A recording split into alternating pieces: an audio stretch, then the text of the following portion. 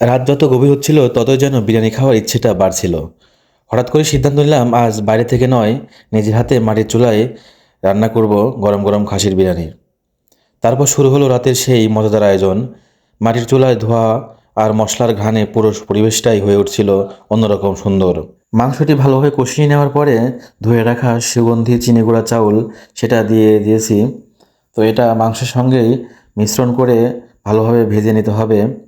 তো খুবই সুন্দরভাবে ভাজতে হবে যাতে করে চাউলটি লেগে না যায়। তো দেখুন খুবই সুন্দর একটি কালার এসেছে। 4 থেকে 5 মিনিট এভাবে নাড়াচাড়ার পরে পানি দিয়ে দিতে হবে। আর বিরিয়ানির সাথে ছিল বাসায় নিজে হাতে বানানো ঠান্ডা বোরহানি। বোরহানির টক মিষ্টি আর হালকা ঝাঁঝালো স্বাদ যেন বিরিয়ানির মজাকে আরও কয়েক গুণ বাড়িয়ে দিয়েছিল। রাতের নীরবতা, মাটির চুলার আগুন আর ধোয়া ওঠা গরম বিরিয়ানির সব মিলিয়ে মুহূর্তটা ছিল একদম প্রশান্তির। সত্যি কথা বলতে নিজের হাতে রান্না করা খাবারের স্বাদই আলাদা, বিশেষ করে যখন সেই খাবার হয় খাসির বিরিয়ানি আর সাথে থাকা ঘরোয়া বোরহানি। তখন পুরো আয়োজনটাই হয়ে যায় মন ভরে যাওয়ার মতো। বন্ধুরা, পরবর্তীতে আপনাদেরকে রেস্টুরেন্টের আদলে বোরহানি বানানো দেখাবো। তো যেহেতু হঠাৎ করে প্ল্যান হয়েছিল এই জন্য ওই বোরহানির রেসিপিটা নিতে পারি নাই। তো ওইদিকে আমাদের বোরহানি বানানো কমপ্লিট। তো দেখুন 2 গ্লাসের মতো বোরহানি হয়েছে। তো বোরহানিটার কালার কি এসেছে দেখুন, দুর্দান্ত। তো খেতেও খুবই সুস্বাদু ছিল।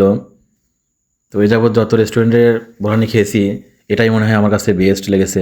সামনে এভাবে বিরিয়ানির প্লেট দেখে আমার আর তর্স হচ্ছিল না, তাই আমি দ্রুত বসে গেলাম খাবার খেতে। তো খাবারটি যখন মুখে নিলাম মনে হচ্ছিল যে আমি কোনো রেস্টুরেন্টে বসেই খাবারটি খাচ্ছি। তো এত সুন্দর স্বাদ হয়েছিল বলার মতো না। তো সাথে ছিল বোরহানি। বোরহানির টেস্টটি ছিল সবচেয়ে আমার কাছে বেস্ট। তো আপনারাও যদি এভাবে বাসায় বোরহানি বানিয়ে খেতে চান তাহলে অবশ্যই আমাকে কমেন্ট করে জানাবেন। পরবর্তীতে আমি কোনো ভিডিওতে আপনাদেরকে দেখাবো কীভাবে বোরহানি বানাতে হয়। তো আমার মেয়েটিও আমার সঙ্গে খাচ্ছিল। তো সেও বোরহানিটা খেয়ে খুবই মজা পাচ্ছিল।